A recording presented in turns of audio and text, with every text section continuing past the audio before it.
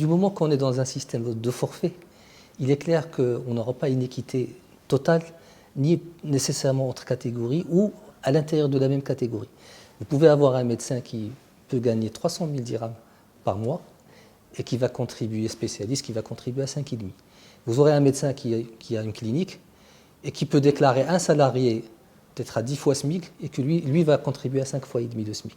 Le corps médical et les prestataires de santé sont un partenaire essentiel de la CNSS pour la gestion de l'AMO. La gestion de ce régime-là ne sera pas efficace si nous n'avons pas un dialogue constructif et si nous n'avons pas un partenariat réel avec les médecins, et je les considère comme des partenaires. La réunion d'hier s'est passée dans d'excellentes conditions, et effectivement sur la question des incitations, nous sommes parfaitement ouverts.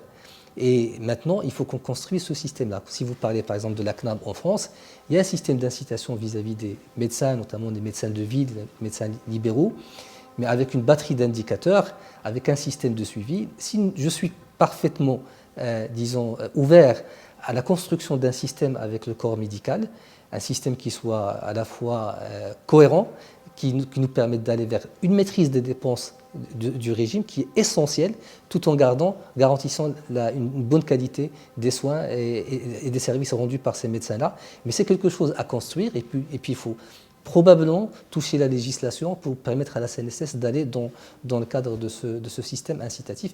Nous y sommes tout à fait ouverts et nous considérons encore une fois les médecins comme des partenaires essentiels. La discussion que j'ai eue avec les médecins, avec leurs représentants, a été extrêmement positive.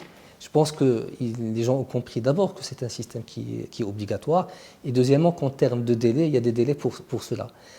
Non pas simplement pour s'immatriculer, parce que l'immatriculation a déjà eu lieu pour un bon nombre de médecins grâce à l'immatriculation de masse qui a été rendue possible quand on a amendé le texte de 98-15 relatif à l'AMO des TNS. Donc nous avons déjà immatriculé une bonne partie de ces médecins-là. Maintenant, j'appelle ces médecins, encore une fois, à accomplir les formalités, à venir dans notre régime. Deux choses. Je commencerai par la partie peut-être un peu à connotation négative, parce que c'est le fait qu'ils risquent des pénalités ou des astreintes, mais en allant vers la partie positive, surtout pour qu'ils puissent bénéficier de leurs droits. Vous imaginez si un médecin tombe malade et qu'il a besoin d'une opération en engageant des frais, lui ou quelqu'un de sa famille, il a besoin de cet AMO, et je les appelle à le faire le plus rapidement possible.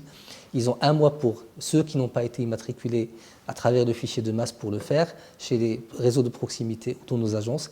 Le gros des médecins a été déjà immatriculé. Maintenant, ils n'ont qu'à entrer sur le portail, à inscrire leur famille et à commencer effectivement, Inch'Allah, à partir de février, à bénéficier de leurs droits au titre de l'AMO.